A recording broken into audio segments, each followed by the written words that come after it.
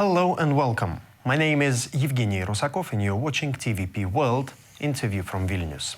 On the 1st of June, the Security Service of Ukraine conducted Operation Web, drone strikes on several Russian military airfields at once. This operation marked the advent of the drone age and the end of an era when safe airfields could exist somewhere deep behind the lines. To discuss this operation amid the war in Ukraine, we are joined today by the retired colonel from the Association of Colonels and Team Europe Direct expert, Vaidotas Malinionis. Vaidotas, glad to see you back with us here in our studio. Thank you for joining. Thank you for inviting. Vaidotas, well, first of all, what's your take on this current Ukrainian special operation Web? How difficult is it to organize such an operation? Well, no doubt it's a well-planned, well-organized operation. And taking into consideration the complexity of this operation, I am very also surprised about how Ukrainians managed to keep low profile of the preparation, so the security procedures. So, and the outcome is very impressive. And of course, it shows, how drones plus artificial intelligence plus human creativity can create very, very effective asymmetric capability. Taking into consideration that it's very cheap in comparison to the results achieved. Russians lost millions and millions of dollars. Approximately $2 billion. Yes, it's a huge, maybe even 7, as Ukrainians mentioning. But their expenditures are very, very little.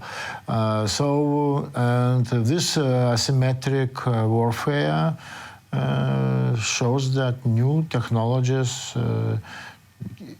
don't have to be ignored, and all future wars definitely will be using those technologies.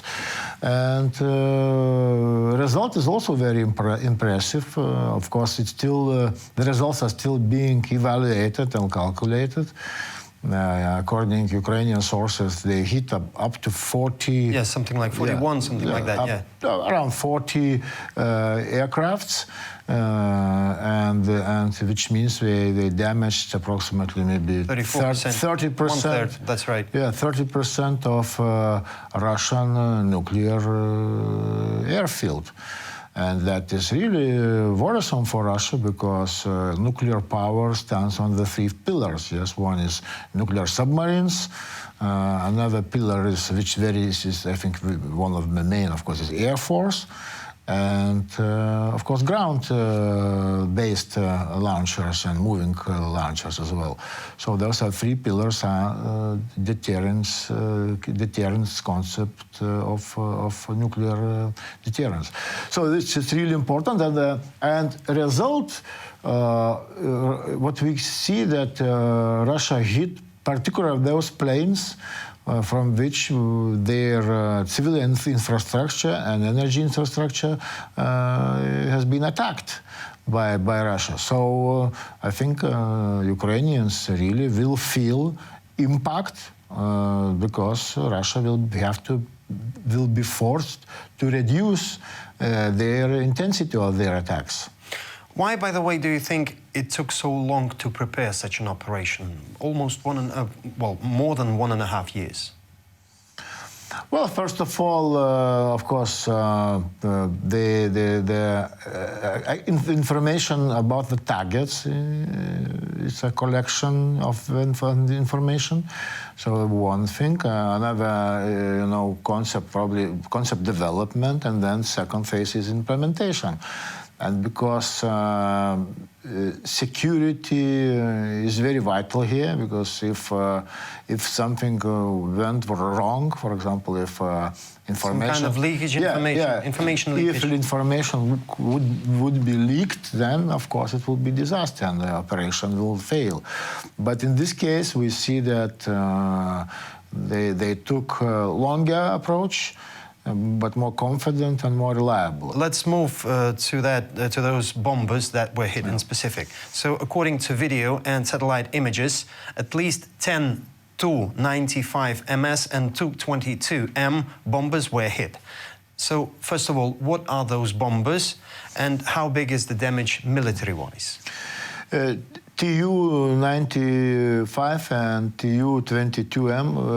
Tu-95 is a strategic bomber, and it's still widely used for the attacks on Ukrainian soil.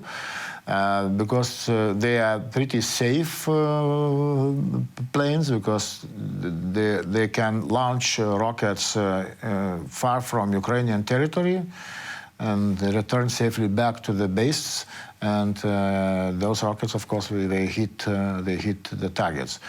And the reduction of those aircrafts will definitely reduce attacks on Ukrainian soil.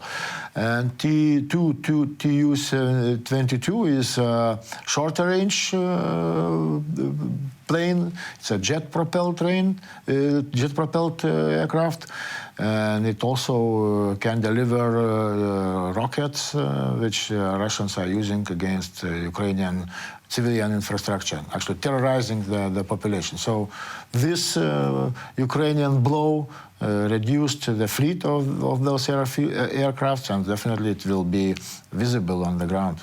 Okay. To what extent will this operation hinder the Russian armed forces offensive in Ukraine? Well, in the front area, I don't think it will make a big impact. By the way, there was also Tu-95. Also, they are capable to launch FAB bombs. You know, those gliding bombs. So, if they reduced the numbers of that aircraft, then of course usage of FAB bombs also will be reduced. So, but do you mean those are just the only bombers that can carry those FAB bombs? Not only, but they also. I think they are using as well them. They could use rockets and those gliding bombs at once, because they are pretty capable to carry a big load. Okay, so let's come back to my question. To what extent will this operation hinder the Russian armed forces offensive in Ukraine? Well, I don't think it will make a big impact on the front area, because the front is not moving, at least very little improvements. But yes, for Ukrainian side, especially those glided bombs were a headache for Ukrainian defenders. But of course, it will reduce intensity, and for Ukrainians it will be easier. But I don't think it will make a huge impact for either side.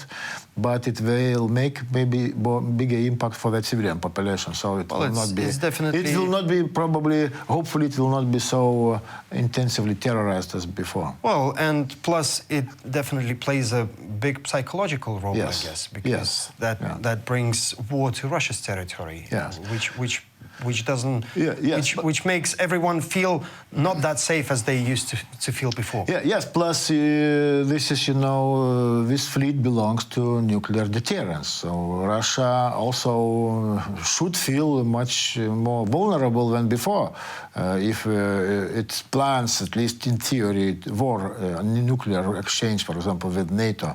So this shows that they are very vulnerable. Coming back to what we actually started from, drones were used for this operation in specific, and drones are being used in this war since the very beginning in general. So how much has the usage of drones changed the face of any military activity, and where is this trend moving? What's your take? Well, definitely this technology is developing very fast, and the best experts now in the world are Russian and Ukrainian armed forces in using that technology. And of course, other nations must observe the process very, very closely, and also to think for the future, to prepare for the future conflicts. We must also integrate those technologies. And for example, Germany and United Kingdom, they also have already plans how to utilize and develop that technology. And not only those two countries, also other nations as well. So First of all, it provides very good intelligence and reconnaissance capability for the fighting forces at tactical at operational level, which means that it became almost impossible for the fighting forces to cluster a big number of troops into one location, which is very vital in order to organize strategic or operational or even tactical advance. So that became impossible. Also, it is also effectively replacing artillery systems. Yes, so because they can not only observe and collect information, they can attack. Exactly, yeah, sure. They can attack, and there are several types of those drones: the kamikaze drones and FPV drones. So, which means, and they are relatively cheap. Are they cheaper than artillery? Yes, of course. For example, modern artillery shell, the price could be 6,000 euros. Even more. Okay. So yes, 7,000 euros maybe.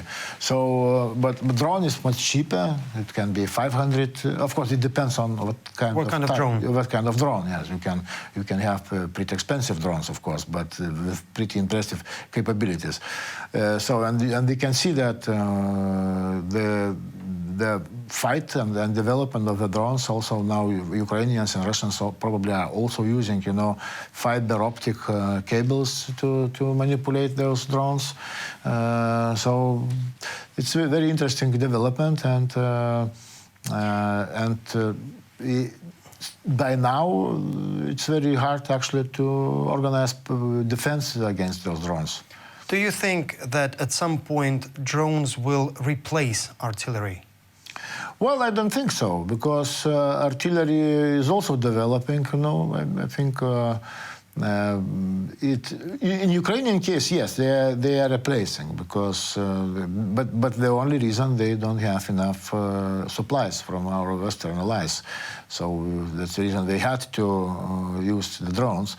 But nevertheless, drones are also very effective. And now, according to Ukrainian sources, the Ukrainian side is inflicting approximately 70% of all casualties which are Russia suffering by the drones. So not other systems. How quickly is Europe learning its lessons from this war in Ukraine? Unfortunately, not quick enough, but after 3 years of the full-scale invasion, at least now we see the signs that some lessons are already learned and some steps already taken. To mention, Germany's ambition to develop capable armed forces, and also the German Chancellor organized, that Germany can land and can borrow for the defense. Plus, European Union also established a fund, Rearm Europe, which all European nations can take those resources, and to develop their capabilities. Also, UK is also launching new programs, and for example, UK is now announced that they will be building 12 additional nuclear submarines for the deterrence. So things started moving faster, yes, but I wish we could start it earlier. But okay, let's see. So we have really a serious enemy, yes, and in order to stop the enemy, the Russia, we need to develop really good deterrence, defense capability, and not only with the budget and with the promises, but with the real capabilities. Troops on the ground and defense industry and everything what we need. Amen. Amen. Okay, Vaidotas, thank you for being with us today, and I really hope to see you once again in our studio. Thank you for the privilege. And I would like to remind our viewers that our guest for today was a retired colonel from the Association of Colonels and Team Europe Direct expert, Vaidotas Malinionis. You're watching TVP World. Stay with us.